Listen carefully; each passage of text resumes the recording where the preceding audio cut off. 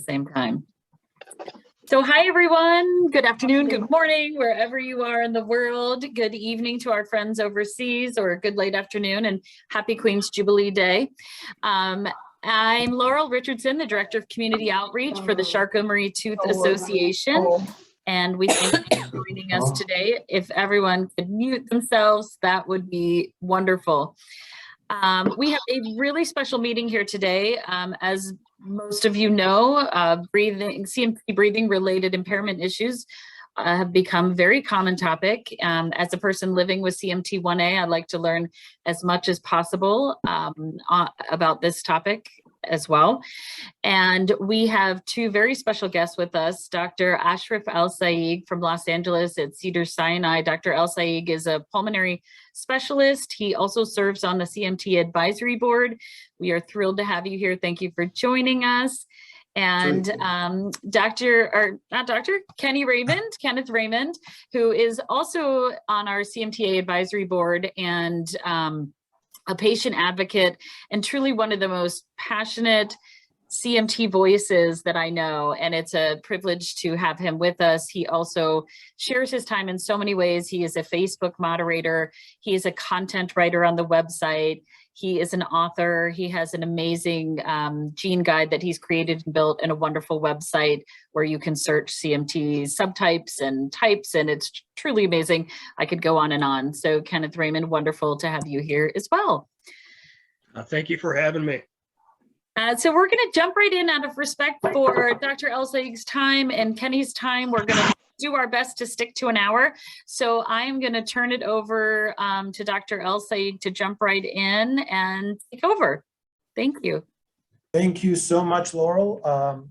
Thank you, everyone, for being here. We have a humongous turnout, which is wonderful. First, to start, let me talk a little bit about Kenny. Laurel almost accidentally called him doctor, but I'm going to have to disagree with you, Laurel, because my fear is that he is a doctor at this point. He pretty much knows CMT and breathing better than I do. So I'm afraid that he is going to get his MD and compete with me at some point. But yeah, for now, aside from the little MD after my name, I would listen to Kenny any day of the week with his knowledge. Thank you, everyone. I am from Cedars-Sinai in Los Angeles. Many of you may have heard me talk before. We travel with the CMTA, giving lectures prior to COVID in person, and now a little bit more over Zoom. But I always say this, hopefully it'll be in person again soon. I deal with neuromuscular disease in general. I deal with pulmonary component of all neuromuscular disease. In this case specifically, we're going to talk about CMT. And because a lot of you have heard me speak before, I try and tailor the talks so that it's not the same exact talk every time. And from what I understand today, we want to concentrate more on the non-invasive nighttime ventilation that we use in neuromuscular disease and in CMT specifically. So I am going to share my screen. I know nothing about computers, but let's see. Share screen. Can you guys see this? Yes. Okay.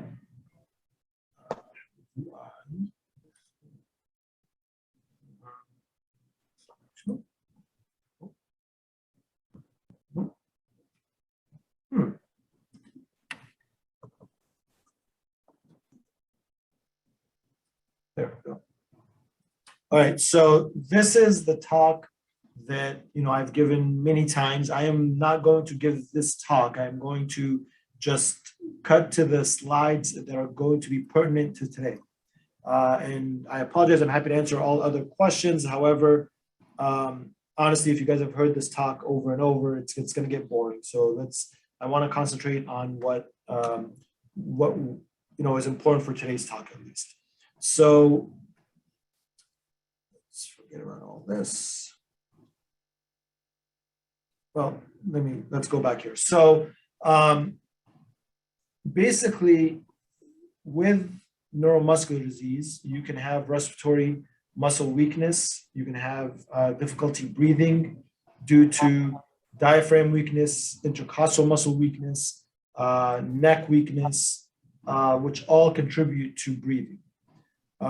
With CMT, although we always say it's not as common as some of the other neuromuscular diseases, which is true, I am learning, and we all are learning, that it is much more common than we think. And the way I'm learning this personally is that I deal a lot with also ALS. I'm very involved with ALS. There's neuromuscular diseases such as myasthenia gravis, multiple sclerosis, which is all over the world. Millions of patients have it. I mean, you can't keep track of the number of patients. On the other side, there's Lou Gehrig's disease, ALS, which is a very small patient population as compared to some of these other myasthenia gravis, multiple sclerosis patients. So I tend to know or have heard of a huge amount of patients all over the world with ALS. CMT is somewhere in the middle, right?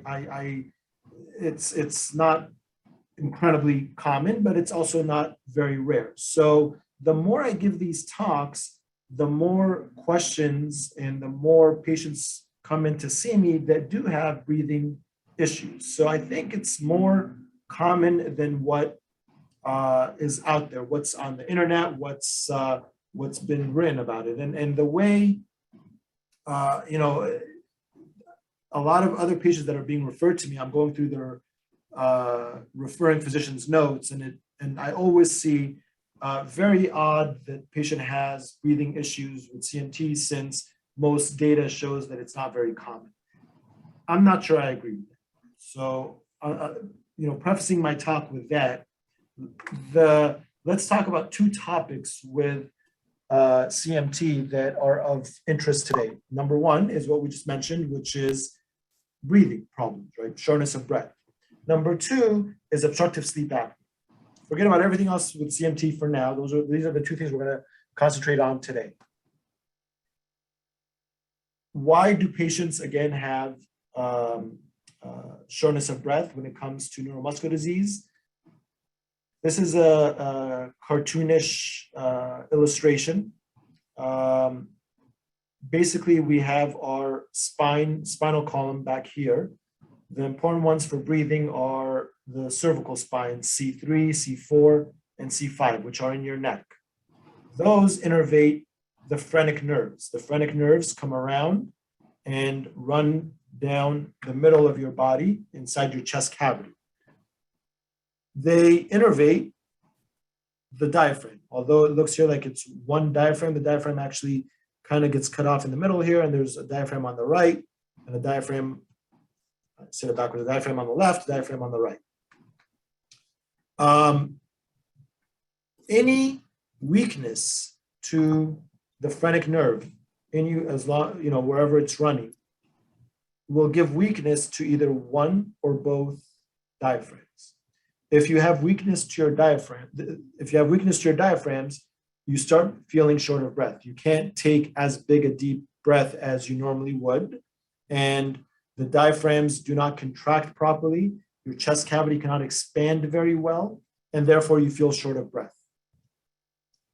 I hesitated a second ago, and I'm concentrating on the phrenic nerve because we feel that the diaphragm probably plays the biggest role. However, there's a lot of other nerves that control the muscles between your ribs, which are called the intercostal muscles, and the muscles in your neck here. And the best way of understanding it is if I ask someone to take a deep breath, the first thing you do is you sit up, you raise your shoulders up, your chest cavity comes out, your diaphragm pulls down. So all of these play a role. So having the muscles between your ribs weakened, you can't expand your chest as well as you should. Having your shoulder muscles weakened, you can't lift up to expand your chest as much as you should. And then again, we feel the diaphragm probably plays the biggest role. When your diaphragm cannot contract, when your diaphragm contracts, it pulls down. So you cannot expand your lung the way it should, okay? I'm gonna do less slides and more just me chit-chatting with you guys because I think many of you guys have seen my slides many times. So let's go to that. So how do we know if a patient comes in and he says, I'm short of breath, I happen to have CMT, and, fix me? Well, the number one thing that I love telling patients is everything has to be logical, okay? And what I mean by that is I don't want doctors blowing off CMT as a possibility for the shortness of breath, but at the same time, I don't want doctors blaming CMT for everything. Okay? So shortness of breath from neuromuscular disease, and again, broadly from neuromuscular disease, including CMT, is not you're sitting here watching me lecture, and then all of a sudden one of you can't breathe and say, oh, this must be my CMT. No, it's not an acute thing like this. It is a very chronic, slow progression. The same way, if you have CMT or ALS or whatever, you're not writing, and all of a sudden you drop the pen and you can't write anymore and say, oh, this is from my CMT. No, this is something else, right? Because with CMT, okay, your hand is weak, then it gets a little bit more deformed over the years, and then it gets a little bit weaker, and then your writing isn't as clear, and it's multiple years or multiple months or years, whatever it may be, before you say, I can't write with my right hand. Same thing with the breathing. So it's always important to understand, I say this to all of the patients, if you have acute shortness of breath, this is not your neuromuscular disease, with a little caveat, which I'll explain. You have to make sure you don't have pneumonia like everyone else. You have to make sure you don't have an asthma exacerbation if you have a history of asthma. If you're a smoker, you make sure you don't have emphysema, an exacerbation of your emphysema. You make sure the big one is you don't have a pulmonary embolism, a blood clot, right? Because again, with neuromuscular disease, you have muscles that are weaker. You can't use them as well, and you have a tendency for blood clots. So you have to make sure of all these things before we blame the neuromuscular disease. Now, assuming that this is a chronic thing where you're like, yeah, over the past year, I'm getting more and more short of breath, how can we tell if this is from your CMT? Well, there's a couple of tests that we do. The simplest test is we measure the strength and efficiency of your breathing. We look at what's called pulmonary function testing, and you don't have to do the full pulmonary function test, although most doctors in most states will do that. I like to do that on the initial visit. After that, you don't have to do that every time. But this is where you're sitting in a huge box, and it's like a 45-minute test, and you're breathing in and out. Yes, I like to do that originally, but after that, we kind of make it a much quicker, just looking for one particular part of the pulmonary function test. But basically, we look at what's called the forced vital capacity, which is how hard you can blow out. I also like to look at what's called the negative inspiratory force, how hard you can suck in. And I look at those two numbers, and we watch them in patients that are having breathing issues gradually decline over the years. And that's how we determine the severity of the involvement of your breathing. Other things where we can evaluate the diaphragms, other tests where we can evaluate the diaphragms and diaphragm weakness, is what's called the sniff test, where we have you breathe in and out in front of an X-ray machine, and we watch how well your diaphragms are moving up and down as you're breathing in and out. Finally, we can always look at how well the phrenic nerve is being innervated or conduction is passing through the phrenic nerve, and we do that with an EMG, basically, which I'm almost positive almost all of you guys have had an EMG before. Same thing, we kind of stimulate you in the neck here, and we look at the function of the diaphragm and how well the diaphragm is moving. I don't want to get too much into that. So that is breathing 101 quickly in CMT patients. We're going to talk about treatments in a second because that's where Kenny's also going to get involved. I want to skip all of this and move on to obstructive sleep. Oh, let me talk about scoliosis a little bit. Another thing with neuromuscular patients, or specifically CMT, is a lot of patients have scoliosis, severe spine. You can see my cursor, correct, guys? So, yeah, severe spine curvature in the patient. Okay. What does this do? It compresses one or both lungs. Over the years, that lung kind of, sits in that position, and it becomes a shrunken, hardened lung. Right. Let's go back here. Depending on how severe it is, this lung here is not as big as it normally would have been had your spine been running right down the middle. Right? If your spine is here, you're kind of missing this entire area of the lung that's no longer being used. And again, depending on how bad the scoliosis is, if it's up here and comes back around here, you may be losing parts of both lungs that you would normally be using. So this causes a restrictive type pattern, a hardening of the lungs. It impedes the movement of the ribs, and it also makes patients very short of breath. And the reason I wanted to stop when I was flying through my slides and stop on this slide is because this will play a role in our second part of the talk of non-invasive ventilation, and having restrictive lung disease, secondary scoliosis, will play a big role, and I will explain all that along with Kenny later on. Management, since we're talking about it anyway, there's multiple types of management that we can do. Number one is surgical correction of this, where they take the spine pretty much, strain it out, put rods next to it, and kind of stiffen it up. And it looks like this, right? After it's strained up, you have those rods, and it looks much straighter. The good thing is, number one, is you're going to feel better, right? Your back is not, you're not going to have as much back pain as you did before. Number two, the other good thing is that your breathing will not worsen. It kind of slows down the progression of your restrictive pattern. The bad thing is that it doesn't correct the problem with the lung that have already occurred. So we've looked at we've looked at patients that have shortness of breath with scoliosis, secondary restrictive lung disease. And after we've corrected the spine, their restrictive lung disease and the shortness of breath does not improve. However, it does not worsen, which is very important. Some studies have shown that your breathing numbers, if they're very poor, may improve a little bit, but the symptoms usually, stay where you are when we corrected the spine.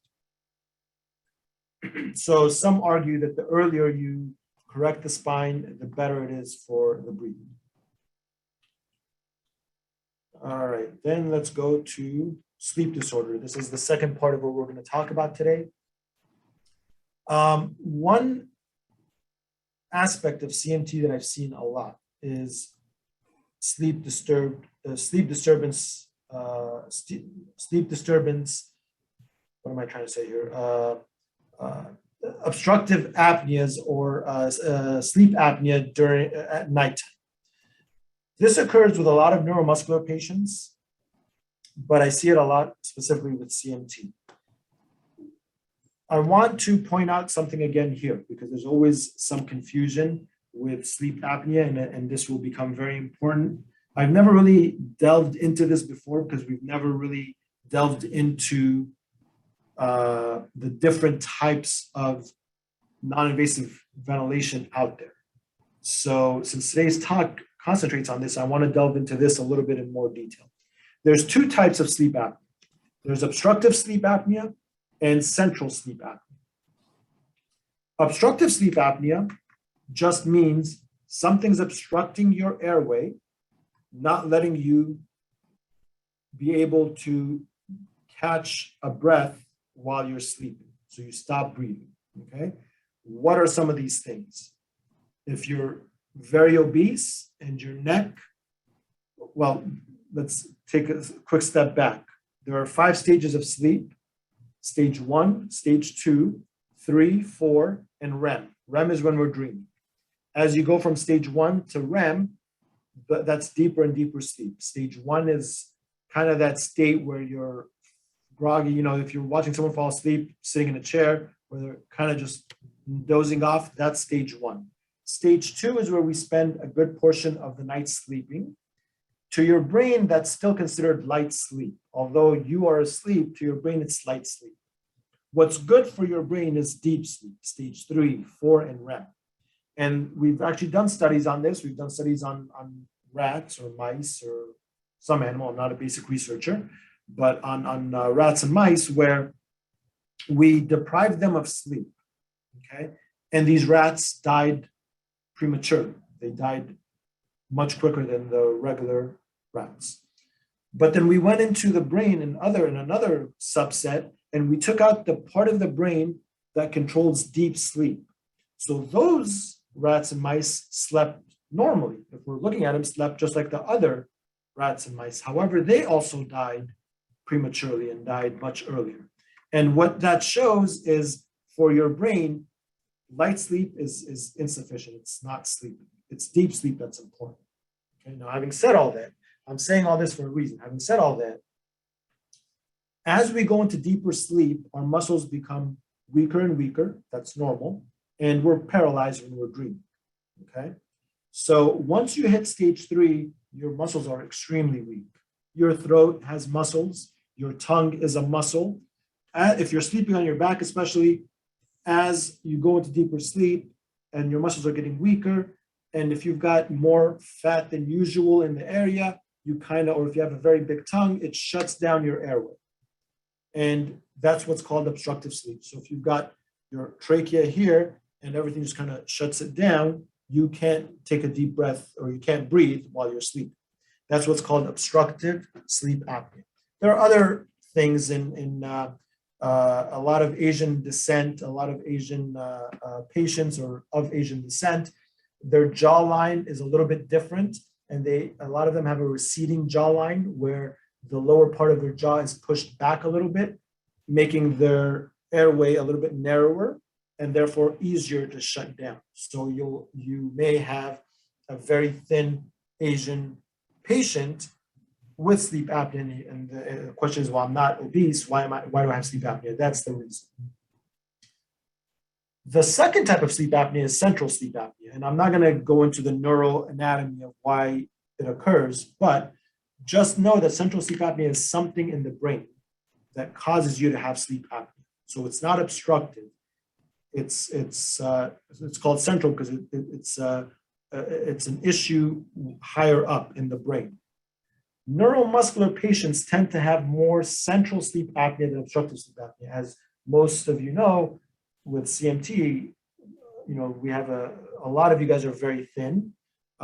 With ALS, all of them become thin no matter what because they lose so much weight. And they say, why do I have sleep apnea? Well, it's because you have central sleep apnea. Who cares, right? Sleep apnea, sleep apnea. Yes, that is correct. But with the treatment, you do care. And we're going to talk about that in a second. Another interesting point, which I've noticed, is many patients with neuromuscular disease, their husbands or wives will come in and say, oh, yeah, no, we know he has sleep apnea. He used to snore all the time, and all of a sudden he stopped snoring. Okay, so we don't think he's got it anymore. Well, why is that? That's not accurate. It's not that he doesn't have sleep apnea anymore. Why is that? Again, with, for example, ALS. I want to use an example of an obese patient that becomes thin, or even with CMT.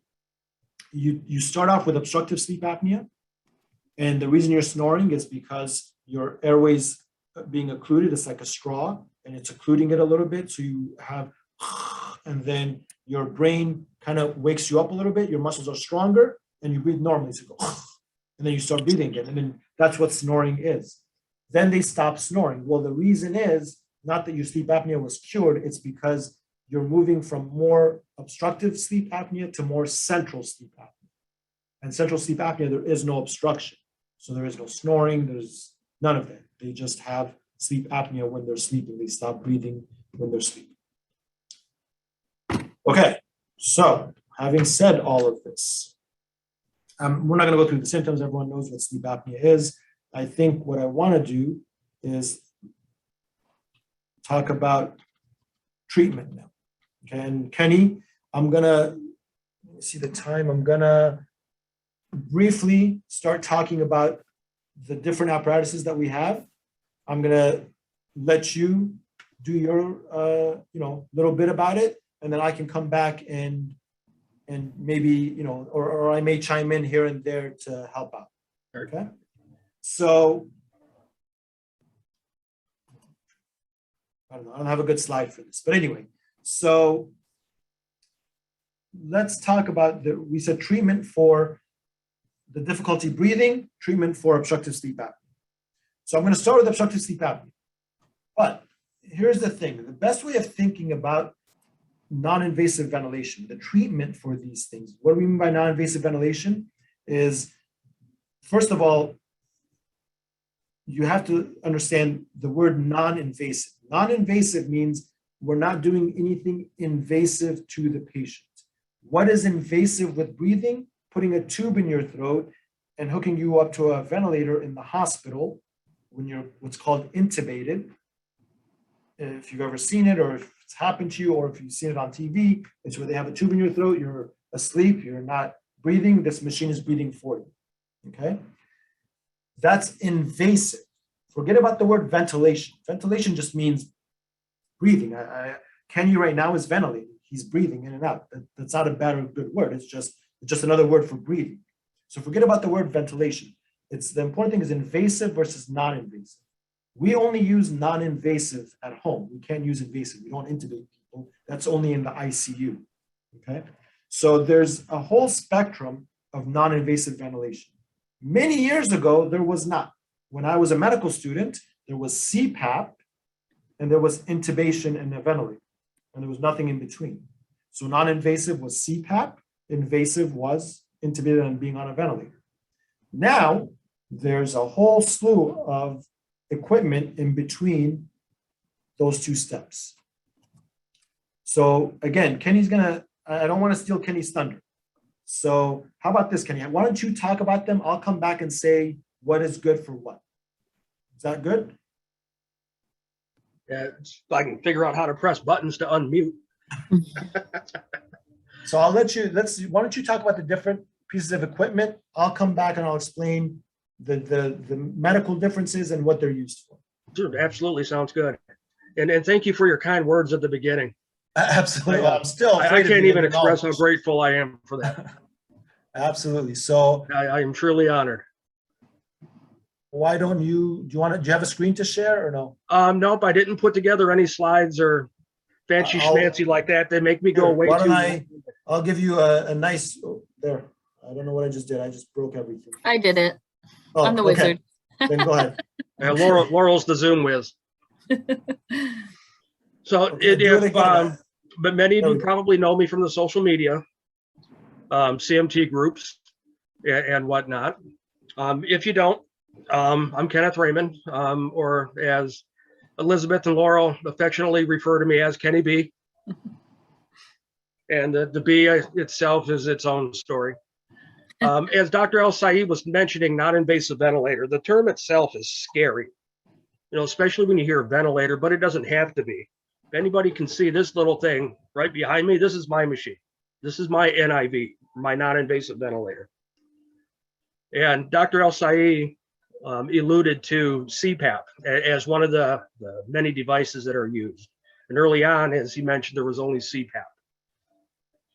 So today there's many different devices that are available for somebody who has obstructive sleep apnea. And those are called CPAP, or continuous positive airway pressure, BiPAP, or bi-level positive airway pressure, and VPAP, which is a newer one, or variable positive airway pressure. And the three of these I just mentioned have one common thing: pressure. their sole design purpose is to keep the airway open by delivering an air pressure into your throat so that you don't go into a sleep apnea, or so that you don't stop breathing when your throat obstructs the airway. CPAP is a continuous pressure, as the acronym says, and it just blows an air into your throat. It doesn't change. BiPAP, which can sometimes be a lot more comfortable, puts out an air pressure through a mask at one level and then drops it down so you can exhale or breathe out against the pressure coming at you a little easier. And then VPAP takes it one step farther and can vary the pressure throughout your use cycle as needed as the machine monitors you. But because these things are limited to only keeping the airway open when it comes to neuromuscular disease in general, CMT in this context, when there is respiratory muscle weakness, pressure therapy kind of hits its limit and doesn't provide adequate assistance for us. So what do we have available? We have a technology called AVAPS, or what is AVAPS, which stands for Average Volume Assured Pressure Support. So where it does have a pressure support or a pressure therapy for keeping the airway open so that air can get to where it needs to, it also provides or adds what's called a volume support, which is the AV, the Average Volume Assured. What does this mean? What does it do? So an AVAPS machine, like what I have behind me, just this little thing that looks like a BiPAP, but functions way different, provides a volume of air, a metered volume of air, with each inhale that's equal to the tidal volume that you need to adequately oxygenate your body. Tidal volume, kind of a general rule of thumb, and Dr. El-Said can correct me if I get this wrong, typically starts at about 500 cc's or milliliters for men and about 450 cc's or milliliters for women. Kind of as a general rule of thumb. It can be less. Yeah, that is correct. It's really anywhere from 5 to 7 times your weight in kilograms. Okay, so ish. Yeah. And what this does, it outputs this volume of air consistently with each breath, which then helps our lungs to more fully inflate with each breath, thereby assisting our weakened muscles. And this takes everything a step further because pressure can't do that. The pressure therapy is designed only for one thing, and that's to keep the airway open. And Dr. El-Said had mentioned central sleep apnea, where central sleep apnea isn't a restriction or an obstruction, but is a neurological disconnect between the brain and the muscles used for breathing. So if your brain isn't telling your muscles to breathe the way you need to, a therapy that's designed only to keep the throat open isn't going to be of much of assistance. And that's where the AVAPS technology comes in. Because as you start each breath, it will shove into your lungs quickly a volume of air that you need to stay adequately oxygenated. Mine, for example, I believe is set to deliver that volume into my lungs in about 1.2 seconds. It might be 1.4 for each breath, but it's fairly quick. And it makes a huge difference. It can make a difference between disrupted sleep and constant disordered sleep and getting restful sleep. And restorative sleep is essential to overall health. And another benefit that an AVAPS type technology can have is you can use it during the day as needed. I myself, sometimes during the day when I'm really short of breath and I just can't catch a full breath, I can jump on my machine for sometimes even less than an hour. And it makes a significant enough difference to get me through the day. A lot of confusion comes between what BiPAP is and what AVAPS is. The AVAPS is frequently and incorrectly referred to or called BiPAP. And I don't know if it's Dr. Google who confuses this distinction, or doctors are explaining it wrong, or what the case may be. Maybe it's just that BiPAP is easier to say than AVAPS. AVAPS is essentially BiPAP because it functions like a BiPAP with one pressure for breathing in and a lower pressure for breathing out. But AVAPS adds the volume support that BiPAP can't. They're two completely different technologies, although some BiPAPs do have AVAPS capabilities. Mine's one of them, which is the Philips Dream Station. That's the issue, Kenny, is that it's the full name for it is BiPAP AVAPS. Yeah. So people just kind of ignore the AVAPS part and call everything BiPAP. I can see that, because yeah, right on the front of my machine, it literally BiPAP says AVAPS. BiPAP AVAP. Yeah.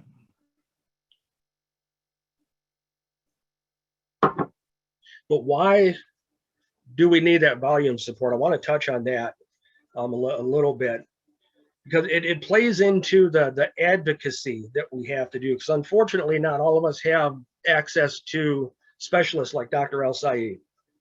And far too often, doctors will just flat out say CMT doesn't cause breathing issues, and they walk away from it. So the type of respiratory impairment, if you will, that CMT can cause, doesn't mean it will, but it can cause, is rooted in the muscles used for breathing becoming weakened. And when this happens, we end up with an impairment in the ability to fully expand the chest, thereby fully expanding the lungs. The muscles just get too weak to get that full breath sometimes. And sometimes too, because they're getting weakened like every other muscle affected by CMT, we can run into range of motion limitations. So we just can't, again, expand the chest full enough to allow our lungs to expand full enough to get that full breath. And where the volume support again comes in is to help us more fully inflate the lungs so that we can more fully inflate, or more, let me back up, more fully inflate the lungs so that we can get a more full breath. And what's really important about being able to get that full breath isn't necessarily the ability to fully oxygenate, but to fully get rid of enough carbon dioxide so that those levels don't elevate. Because ultimately in neuromuscular disease, and it holds true for CMT, the bigger concern becomes carbon dioxide elevation, not lower oxygen. Because in CMT, lung tissue isn't affected. So the lungs can typically fully or adequately oxygenate with each breath. The issue becomes getting rid of enough carbon dioxide with each breath. And we need a certain amount of air breathed into the lungs with each breath so that we can then get rid of enough carbon dioxide. If we can't get a deep enough breath or fill the lungs enough with each breath, then we end up with not enough air to adequately get rid of enough carbon dioxide. So carbon dioxide levels can rise. They can rise quickly too. This becomes a major concern with sleep disordered breathing. With obstructive sleep apnea, you're snoring a lot. You might be waking up in the morning with a headache that goes away after just a couple hours of being awake. And if you do, that could be because carbon dioxide levels are rising.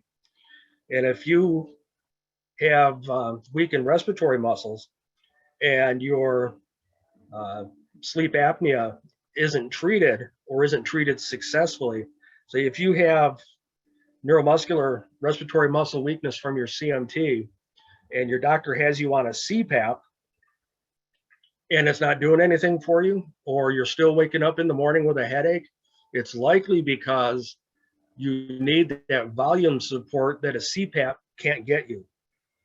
Your lungs aren't filling enough with each breath, and you're then you're not able to get rid of enough carbon dioxide to maintain those safe levels. One of the sure signs of that is a headache in the morning.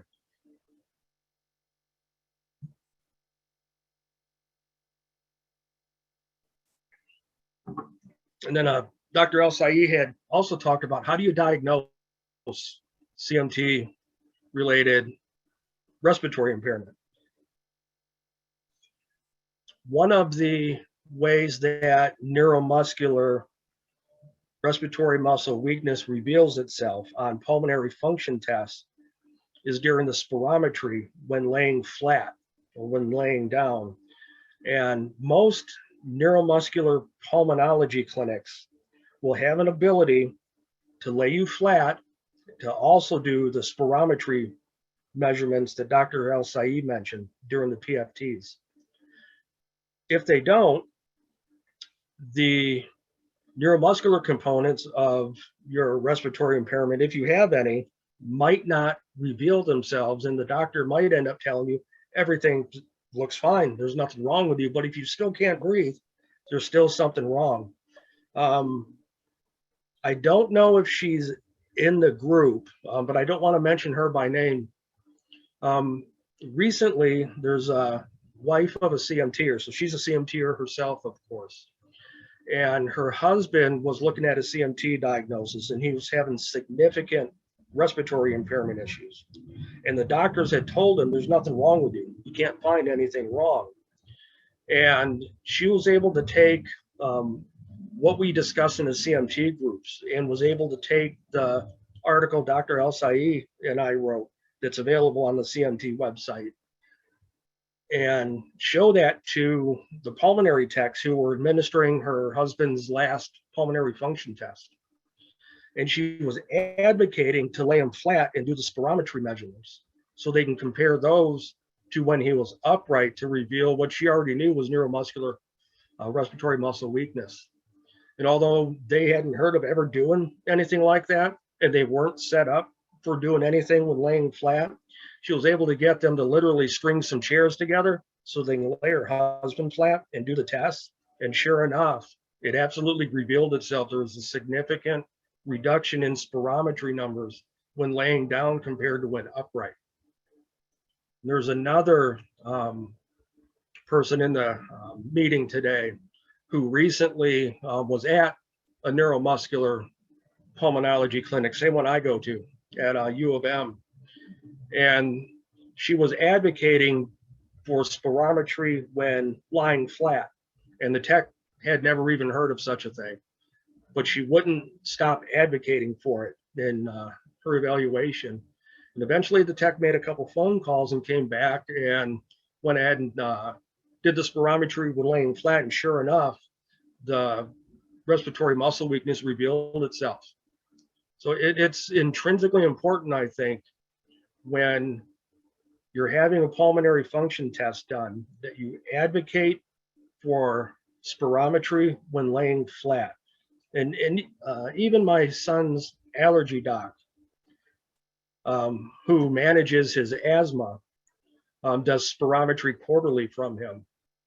And just with the handheld spirometry devices, you can lay down on the clinic table and take measurements and compare them to an upright. So these things aren't impossible to do. And although techs may not know, because not everybody knows this stuff, if you know it, you can advocate for it and you can make the stuff happen, because there's nothing worse than going through all the testing just for a doctor to tell you there's nothing wrong with you. And even when they do find that, okay, you actually do have some muscle weakness. One thing that CMT looks like on pulmonary function tests is restrictive lung disease. But as Dr. El Said mentioned earlier, CMT does not cause restrictive lung disease, but it will exhibit a restrictive lung disease pattern on pulmonary function testing. And this is an important distinction to know when you're talking to your doctors with the test results. Because if they tell you you have restrictive lung disease, if it's only because of CMT that you're there, you don't have restrictive lung disease. What you have is neuromuscular respiratory muscle weakness. And the two are treated differently. Because if you're diagnosed with restrictive lung disease and they start throwing a bunch of meds at you that you otherwise don't need, you're not going to get any help. And especially, you're not going to get the ventilator help that you need. That's going to make life better for you. So it's important to know these things so that you can advocate on your own behalf when talking to your doctors. It's all bad that I screwed that up.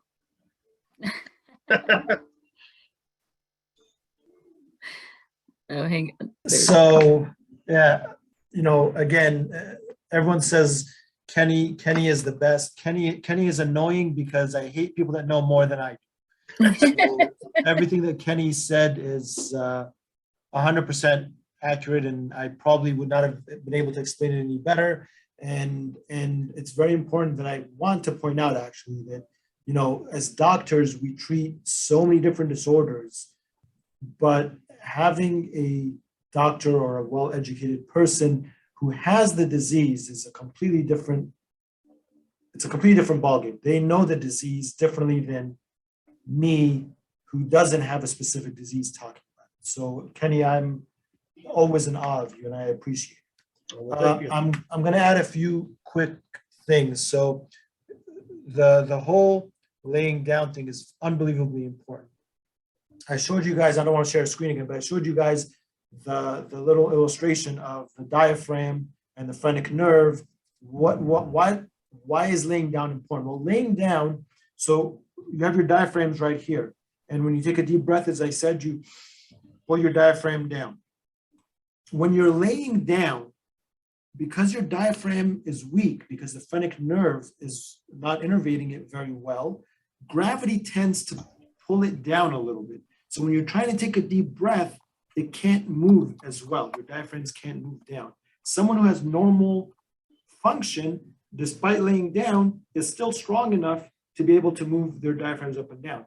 What we tend to see with neuromuscular patients is as this is getting weaker, they can't move their diaphragm as well. So, as Kenny excellently said, when I'm sitting up with the disease, you can still get a good forced vital capacity, which is the number that we look at. But when I'm laying down, or when the patient's laying down, it drops. Okay. So one way of confirming the diagnosis is by doing spirometry while laying down. For someone who knows, a pulmonologist as myself that deals with this all the time, for me, I always say two things when I look at the patient. I say, I don't look at numbers to treat you. I look at the numbers plus you clinically. Meaning that if my number, if the patient's number is normal, but they say, you know what, when I lay down, I can't breathe, I'm done. Like whether I do the spirometry laying down or not, it doesn't matter. It just means that your diaphragm is weak. The problem is a lot of people don't know that and they want to see that number. So perfectly right, advocate. So I want to talk about the equipment very quickly because I think I have to, oh geez, we're running out of time. I'm so sorry. But, and there's two things I skipped over that I'd like to come back to before we start taking questions. Go ahead. Kenny. Just real quick on a sniff test. And I'll use myself as an example. I definitely have a weakened diaphragm. The rest of my breathing muscles are weakened also. But on a sniff test, my diaphragm looks normal. It looks like it functions normal. It's at a decent elevation and it moves as expected. However, a sniff test is limited in that it can't show you muscle weakness.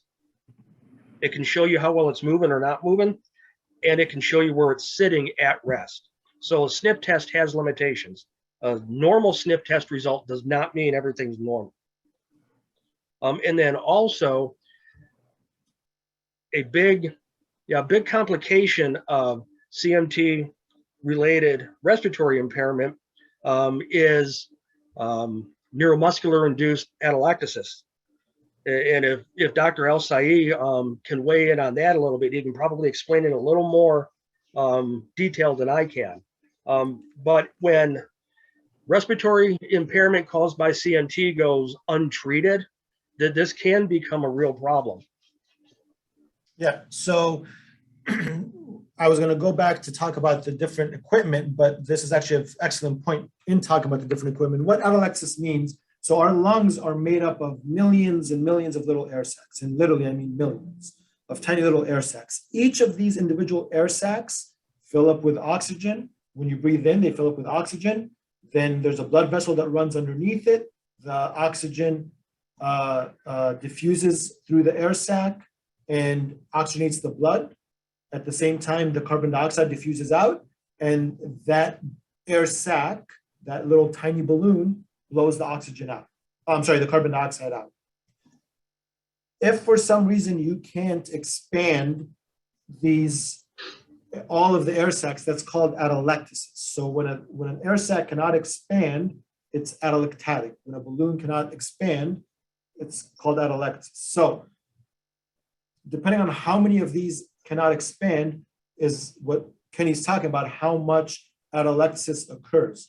So the more, if I can't take a nice big deep breath and open up all of my air sacs, some of them will stay shut. The more that stays shut, the more likely you're going to retain carbon dioxide in your body. And that's very, very important.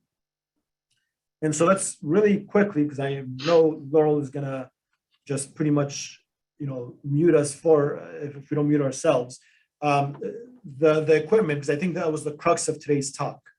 Kenny did an excellent job. So there's, what is non-invasive ventilation? We've already talked about it. I'm not gonna rehash what Kenny said, but there's CPAP, there's BiPAP, there's AVAPS. Then there's, and it's just, like I said, there was CPAP and invasive intubation with ventilation. Now there's many things in between. What are these things? BiPAP is next after CPAP. AVAPS is next. After that comes what's called non-invasive ventilation, what the true word non-invasive ventilation refers to. And what that is the same thing as that ventilator that you use when you're intubated. And what they did is they found a way of making it function without putting a tube in your throat, with just a mask, okay? CPAP is continuous positive airway pressure. That treats obstructive sleep apnea very well, meaning when you're breathing in, it gives you a pressure to keep your airways open. And as Kenny kind of alluded to, it only keeps your airways open. It does nothing to the lung tissue or opening up your lungs. It only keeps your airway, which is your trachea, and mostly your trachea, open. A lot of patients will say that's uncomfortable because if I'm breathing in and you're giving me a pressure of, for example, 12, that's keeping my airway open. When I'm breathing out, I have to breathe against that pressure. And that's very uncomfortable. So that's where BiPAP comes in. BiPAP is bi-level, meaning when you're breathing in, I can set a higher number. When you're breathing out, I can set a lower number. So let's say I'm going to make numbers up, 12 over 4. As I'm breathing in, it's giving you a pressure of 12 to keep your airway open. As I'm breathing out, it'll give you 4, which will still keep your airway open, but not as well, but it's more comfortable for you. AVAPS, and Kenny explained it very well, it doesn't give you volume, it controls the volume, meaning it'll give you so much air to fill up your lungs with air, and it controls the volume. So the way it does that is, and the reason it's called BiPAP AVAPS is because it's the same concept. It's a pressure going in, let's say 12, and the machine, the beauty about AVAPS is it can adjust that, meaning I'll give it a range of, let's say, 8 to 16. With every breath, it'll see how much pressure you need when you're breathing in, and it'll adjust it. So on this breath, you may need 12. On the next breath, you'll need 14, then 9. It'll just adjust it.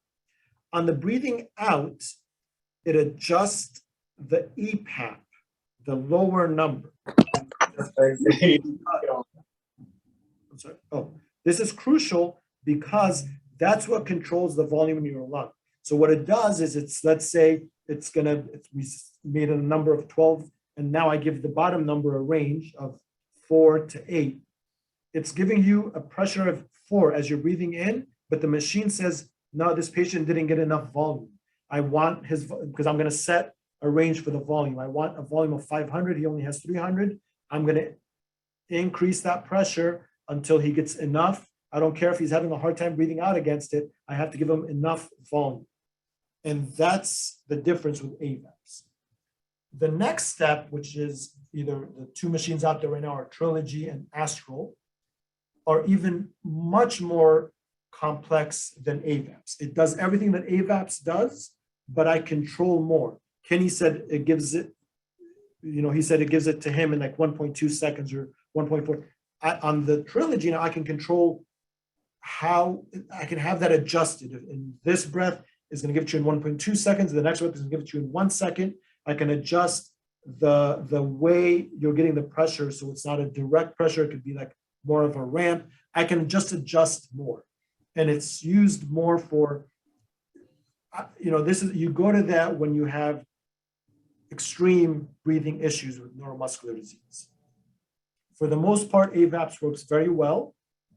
You know, when I reach the point of AVAPS with a patient, I usually just will go to the Trilogy or Astral, and not for anything more than it's just even more comfortable for the patient. That's all. All right. So Excellent. So Dr. Elsig, how are you on time? Do we need to wrap up in 90 seconds? I'm okay. I'm okay with time. I saved the morning for you guys, but I just feel bad because I ran way, Kenny and I ran way over. I'm going to blame Kenny for this. I'm going to blame him for something because he's so damn good. You get us two together and there's no shutting us up. Yeah, seriously. Well, we I think can't do phone calls. I can speak for everyone when I say we greatly appreciate the information. It's been incredible. I think because you were so thorough, we really only have a couple questions in the chat that I can feed to you. And the first one, Dr. Elsig, someone in the group is asking if you feel there's any connection between chronic congestion and CMT. So congestion is one of those words that's used sometimes incorrectly as the BiPAP AVAPS is used incorrectly. So let me clarify.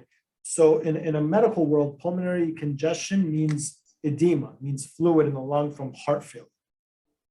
But I think the question is probably alluding to pulmonary congestion as in mucus, as someone who's congested. That's the confusion. Yeah. So if they're talking about mucus, then absolutely. So as Kenny mentioned, when you have atelectasis, you also can't clear the mucus in your lungs very well. So when the way we clear the mucus, and I just did it right now, I'm clearing my throat or coughing, these little things help move the mucus in your lungs around, helps clear it without any of us realizing. When you have atelectasis, when you can't forcefully cough because you have a weakened cough, because you have weakened respiratory muscles, you do get mucus in your chest that you cannot clear. And there are, in my real talk, I do talk about clearing congestion, and there's a whole slew of ways of helping patients clear the mucus in their lungs. So if they're talking about congestion as in mucus, yes, there is a connection between any neuromuscular disease, specifically CMT, and not being able to clear the mucus in your lungs as well as you should. If you have a strong enough cough, it'll do it. If not, there's equipment to do it. Okay. If you're talking about pulmonary edema, if you're truly talking about the medical term, pulmonary congestion meaning pulmonary edema, no, that's a heart issue, not a neuromuscular issue. Okay. I think they were talking about congestion the way you were. Yeah, the mucus. Yeah. Okay, and then Cindy, you might have to correct me if I'm wrong. It says you said you have a BiPAP, you swallow a lot of air. Why? I'm wondering if she meant BiPAP, and she swallows a lot of air. Why is that? So that's one of the bad. Kenny, please chime in whenever you want. Just interrupt me because I won't shut up. But there's one of the it's one of the consequences of using BiPAP or any. I'm again like Kenny said incorrectly. Just use the word BiPAP. Using non-invasive, any of the non-invasive ventilators. When I'm blowing air in, I have a trachea and I have an esophagus right underneath it, right? And when I'm blowing air in, the air can go either into the trachea or into your esophagus, which is your feeding tube that goes into your stomach. So one of the problems is in the morning, a lot of these patients will be very bloated, feel like they have a lot of air in their stomach. Push down on it, give it an hour, take Gas-X or Tums, and it'll get rid of it after a while. Oh, that's great to know. Okay, and then Graham asks, what are your thoughts on the effectiveness of strengthening lungs by doing activities such as swimming, singing, things that would strengthen your lungs? Those are all, I love the fact that he mentioned those because those are all excellent ways of strengthening your lungs, exercising your lungs. And the reason I say that is because if you do Google, there is what's called an expiratory muscle, EMST, expiratory muscle strength trainer that exists out there. And basically what that does is you're blowing into a tiny little device to help to force you to take deep breaths. I prefer just, if you can swim, go swim. If you can jog, go jog. If you can walk around and take deep breaths, if you can sing and take deep, it's doing the same thing. There's no point in paying money for it if you're doing the same thing naturally. With those devices, since the question brought it up, I should, mention the caveat. With those devices, there's a couple of studies that were done in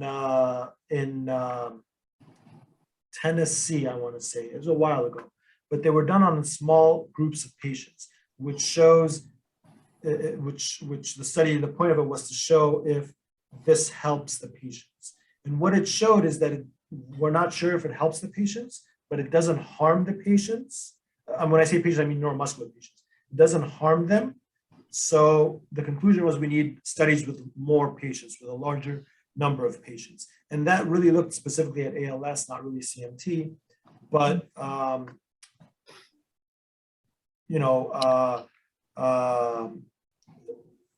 it's not, I mean, it does exist. You can purchase it and you can use it. I'm getting messages that pop up, and someone mentioned your lungs, not your muscles. I'm talking about strengthening your lungs, not strengthening your muscles. There is no such thing as strengthening your lungs. You can't strengthen lungs. You can only strengthen a muscle. So when we're talking about strengthening anything that has to do with breathing, we're talking about strengthening our respiratory muscles. Taking a big deep breath is good for expanding your lung, but you're not making your lung per se any stronger. The lung is a tissue. It's not a muscle. Okay. Same argument as saying I'm going to strengthen the liver tissue. You can't strengthen the liver tissue. It's just a tissue. Okay. Well, on that with the muscle weakness. So as we know, CMT causes atrophy. There's three kinds of atrophy. There's neurogenic atrophy, there's physiologic atrophy, and there's pathologic atrophy. So pathologic atrophy is the type of atrophy that comes along with malnutrition and even with aging.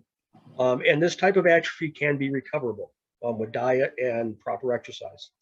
And then there's physiologic atrophy, which is atrophy that happens from non-use, not using your muscles, sedentary lifestyle and whatnot. Even normal post-op recovery will cause physiologic atrophy, but this atrophy too can be rebuilt. Lost muscle mass, muscle tissue can be recovered.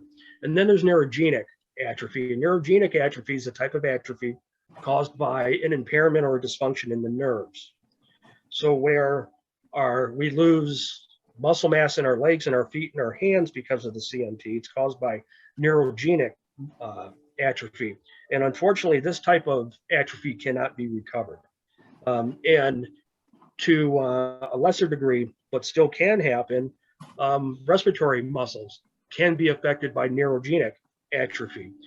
And because neurogenic atrophy is not recoverable, but the other two types of atrophy is why proper exercise and being as active as we can is so critically important, so that we can give our muscles as much of a head start against neurogenic atrophy that is at some point going to set in with at least the distal muscles. And if you have neuromuscular respiratory muscle weakness because of your CMT, then there's a good chance that your breathing muscles are starting to suffer from neurogenic atrophy. So anything you can do now to exercise your breathing muscles is going to pay dividends potentially in the long run. That's incredibly helpful. Yeah, that's excellent. I just want the doctor in me has to always make a disclaimer just in case you have a friend. We're talking specifically with CMT because, if you have a friend with ALS, we don't want to over exercise the muscles because that actually does cause harm. Myasthenia gravis, exercising the muscle too much can make it weaker. So we're talking specifically with CMT, and everything you said is, I couldn't have said it better. So perfect. Thank Excellent. you. Excellent.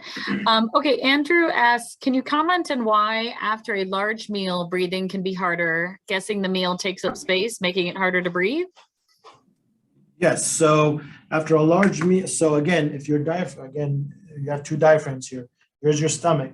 If your meal is large and your stomach is kind of bigger, it kind of pushes up on your diaphragm. It makes it harder for your diaphragm to push down. That's exacerbated in neuromuscular disease, but that happens to anyone. When anyone ever has a huge meal, they always go, because they're trying to push their stomach away from the diaphragm because it makes it harder to breathe when it's this big stomach that you're trying to push against it. So it just pushes everything up into your chest a little more. It's exacerbated, obviously, with neuromuscular disease if you have some diaphragm weakness, but technically it can happen to all of us with or without the disease. Okay. And then Jasper asks, have you heard of AVAPS? So AVAPS is interesting. Yeah. So we have AVAPS. We've talked about that extensively, and IVAPS is essentially the same, except that we have an I in place of a A, which I believe, correct me if I'm wrong, is intelligent volume assured pressure support, where this type of technology attempts to calculate the negative space in the lungs and to then target and maintain alveoli pressure. Yeah, so the difference, you're absolutely right. So we talked about the AVAPS is assuring a volume in the lungs. IVAPS is just a more computerized way of trying to assure the pressures in the alveoli, which in essence, they're very similar. I mean, it's not a huge difference between the two. The technology isn't so much better that I would promote one over the other. Great. Thank you. And Debbie asks, what about anesthesia concerns? And I'm guessing, Debbie, that you mean as it relates to CMT patients who have CMT-related breathing impairment. Yeah. So anesthesia is always, of course, I mean, you always have to be more careful with patients with neuromuscular disease. And you know, patients with lung disease, period, right? If you have severe emphysema, you have to be more careful with anesthesia. Because anesthesia is going to suppress your, and I'm assuming you mean general anesthesia. Yeah. Mild anesthesia usually is not too bad. And that's why we prefer conscious sedation, which is a more milder form of anesthesia. General anesthesia, where they're going to have to give you, completely stop your breathing, put a tube in your throat temporarily for the surgery. Eventually you have to wake up and breathe on your own, and they have to take that tube out. And, you know, anyone with not only CMT, but emphysema, interstitial lung disease, neuromuscular disease, such as CMT or ALS, you have to be more careful because in those patients, it becomes harder to have them be able to generate enough force and pressure to be able to easily extubate them after the surgery. The good thing is that's usually, and I don't ever want to say, you know, all the time, but that's usually not a huge problem with CMT unless it's very severe respiratory decline in these patients. You know, it's more for me, if we're talking about the neuromuscular world, it's more for me a concern with ALS than CMT.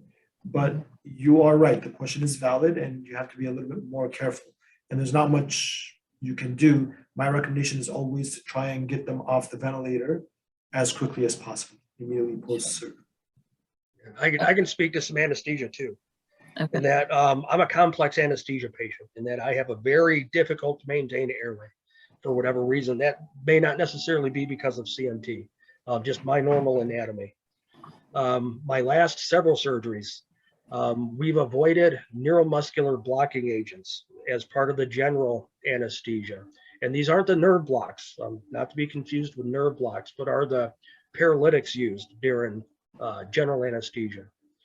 And in avoiding them, we've been able to now prevent the respiratory complications I historically have coming out of surgery.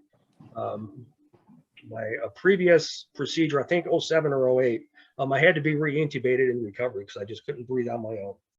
But that's, again, not necessarily because of CMT. It's just has been my own experience and reactions to general anesthesia. So what I recommend... I'm saying, sorry, Kenny, I was saying that's an excellent point. I generally tell the anesthesiologist to try and avoid neuromuscular blockade, which meaning the paralytics, because you're kind of exacerbating something that your disease is already doing. So right. I generally don't like to do that. Most of the time we can go through surgery without having to use paralytics. It's become so commonly used because it's easier for the anesthesiologist. But you know, 10 years ago we weren't using them, and everything was just fine. So you don't have to use those agents. Right. That's really helpful. My recommendation to anybody looking at surgery is to insist on a pre-op anesthesia consult, and these can usually be done over the phone or video. You don't have to do them in person. I have them with every procedure which we're looking at any kind of an anesthesia, just to get everybody on the same page and to talk about all of these concerns so that we can come up with a plan for anesthesia. Because I think that we have better outcomes if we can have these conversations ahead of time rather than 15 minutes before you rolled into OR. And I love very well for me. I love that comment, because one of the good but also bad things about CMT is most patients look completely normal. Unless they tell you they have CMT, the doctor's not going to know it. And if he's reading through your chart, CMT is written sometimes just literally 3 little letters, CMT, which can be easily missed. That's a very good point. Excellent point. Okay, moving on. We have a lot of questions. We might not get to them all, but people can reach out to me via email. Wait, Laurel, you said we only had like 1 or 2. What happened? And then you all started speaking and tons came in. So Elizabeth Ouellette is on, and she asked, is anyone doing more research on CMT and breathing? And then her second question is, why are cough assists hard to get through insurance? Explain this device, please. Okay, Elizabeth is asking that because she's telling me to, I've been promising for what, 5 years now, Elizabeth, that I'm going to start this research, and I'm going to say the same thing. I promise you, I am going to find the time to do it. And I think Kenny is going to harass the hell out of me. And I am going to do research on breathing. I promise. Cough assists. So the reason it's hard to get through insurance is because the doctors don't know what to write. And it's not the doctor's fault, it's an insurance issue, and it's dumb. But basically, I mentioned that in my normal talk, I talk about airway clearance, how to clear the mucus from the lungs if you don't have a strong cough. There's a couple of things that you can do. Number one is a cough assist. And I'll explain what they are. I got to do this like within 30 seconds just to answer a question. But the number 2 is what's called the vest, which is a wrap that you wrap around your chest, and it kind of just percusses your chest and it helps vibrate and bring everything up. Number 3 is a brand new device that was approved about 6 months ago, in August, so 8 months ago, called Valera, which is, so a cough assist basically is a mask that you hold to your face for about 10-15 seconds. It gives you a few breaths, it's like breath stacking, a few breaths of positive pressure, and then it gives you a very strong negative pressure. It forces you to cough everything out. The vest, I said, kind of percusses your lung, and as you can see, my voice vibrates. It vibrates your lungs, helps bring everything up. Valera device is a combination of both of those. Plus, it could be used as a nebulizer as well, and it does both of them. Why is it hard to get it approved by insurance? For 2 reasons. Number 1 is a long time ago, insurance companies don't know what a cough assist is. It's just a teenager that works at a desk, doesn't know what a cough assist is versus a vest versus anything else. Everything is given a number. And for whatever reason, when the cough assist always existed. When the vest came out, the company just wanted it approved, that they didn't try hard enough to get a different number than the cough assist. So if your insurance pays for one of them, I'm making the number up, but let's say it's 9281. They're only paying for a 9281. When I come to order a cough assist on top of it, they say, no, we've already paid for that same number, so we're not going to pay for it again. And that's part of the reason. So you have to be careful of what doctor is ordering what. The other reason is because insurance companies, I'm sorry if anyone works for an insurance company, and I can't get sued because this is just my personal opinion, are stupid. And they expect writing a specific paragraph in a certain way in order for them to approve your device. So my suggestion for any patient is if the doctor is going to say, I'm going to order a cough assist for you, tell them, oh, great, call the DME company that you're going to order it from, ask them to give you the paragraph that you're supposed to write. And once you write it, it gets approved.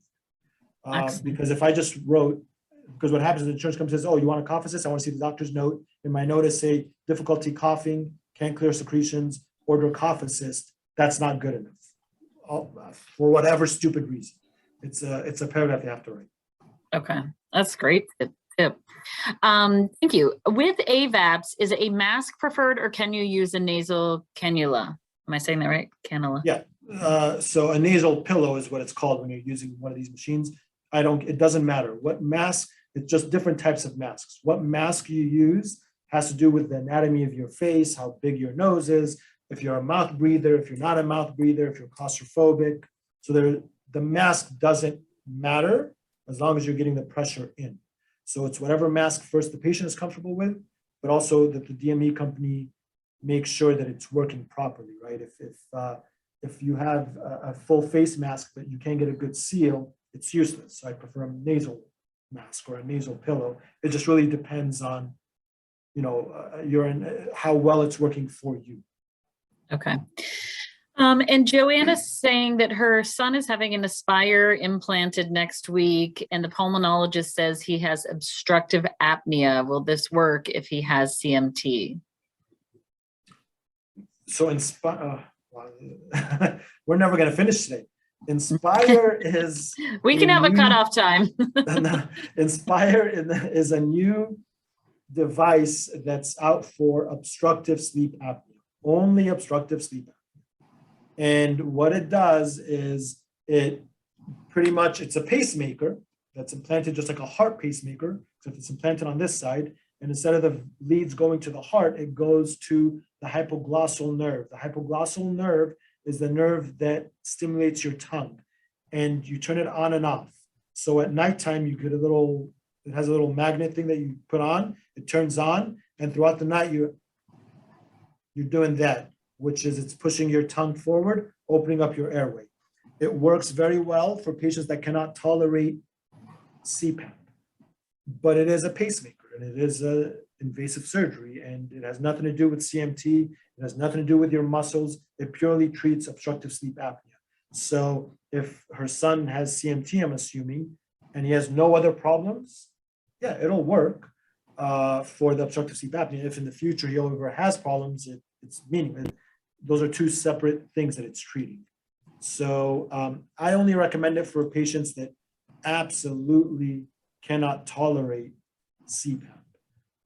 Because it's a hassle to have a pacemaker when you're going through airports, when you're getting MRIs. It's a hassle to have a pacemaker in your body. But okay, one little caveat, just sure. So I don't want to completely scare her. Different than the heart pacemaker. Once the heart pacemaker is in, you can't take it out.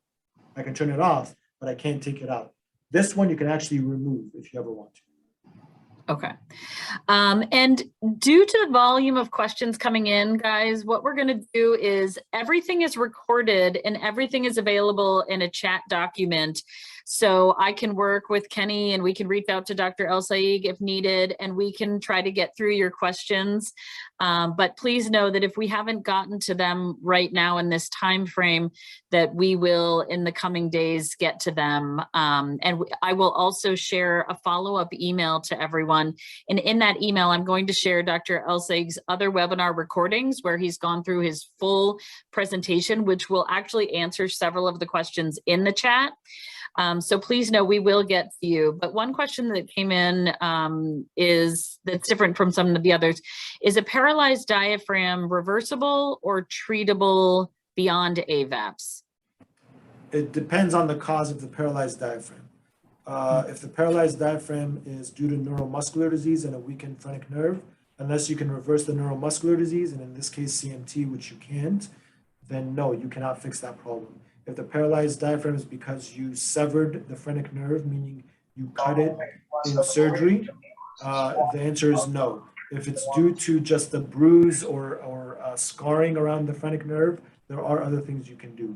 Now, in general, yes, there are other things you can do for a paralyzed diaphragm, but they don't apply to CMT. I don't want to really get into it because it's a longer talk, but there are things such as a diaphragm pacemaker, which we do. There's also a phrenic nerve transplant, which is a newer thing, which apparently we also do, we just started doing. So the medical answer to your question is yes, there are other things that we can do for paralyzed diaphragms. The easy answer for CMT is no, there is not. Okay. AVAPS is the best. Okay, excellent. Hey, Laura, I want to make sure we can cover this one question because it's really relevant. Sure. For the pandemic related concerns. So they write, as someone who uses BiPAP and has CMT, am I at more high risk for COVID? No, there's no association at all between using BiPAP and COVID. It's the other way around. If you have COVID and you're using the BiPAP, you're kind of aerosolizing the COVID more to the room that you're in. So if someone is in the room with you, which they shouldn't be because you should be isolating, they're more likely to get it because you're aerosolizing your COVID. But no, there's no risk whatsoever of getting COVID from BiPAP. And the virus only lives for so long. So when you're done with if you used BiPAP while you had COVID, I would just clean the mask and everything else out. But the virus is not living in the machine where it's going to keep giving you COVID. No. Okay. That question actually comes up a lot in the social media community. Mm-hmm. Yeah. I'm going to ask one more question because it's a little bit different, and then we will, so one more question live, and then we'll address the rest of the questions offline. Someone says, I have moderate to severe white matter disease. My neurologist says it is from lack of oxygen. Can my apnea have caused this cumulatively over years of non-treatment? Wow. I'd prefer a neurologist answer that question. Okay. Because in general, from a pulmonary standpoint, it has to be severe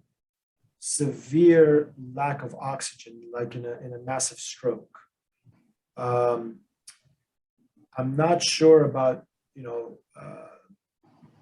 minor apneas causing this. I haven't heard of it. Okay. But I'd prefer a neurologist answer that question. Fair enough. Wonderful.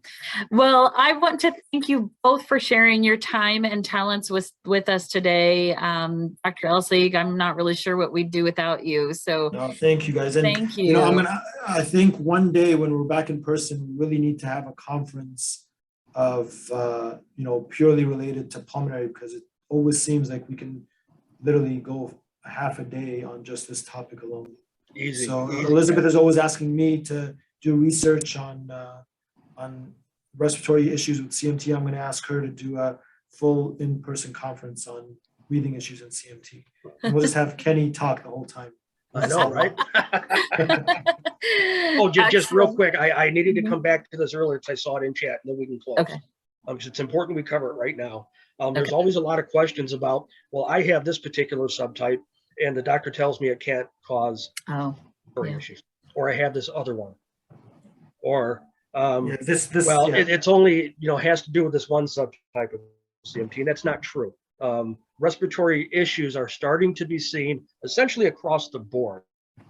No specific subtype seems to be immune to the possibility of respiratory issues. One of the things that Elizabeth and I have talked about in doing some research in the future is to see if there's one subtype that has more breathing complications than the others. But you're absolutely right, Kenny. I've seen it with every single type of CMT, subtype of CMT. But that doesn't mean you will have breathing issues. Yeah. It can happen, but doesn't mean it will happen. That's an important distinction to know. Absolutely. Well, thanks everyone for joining us.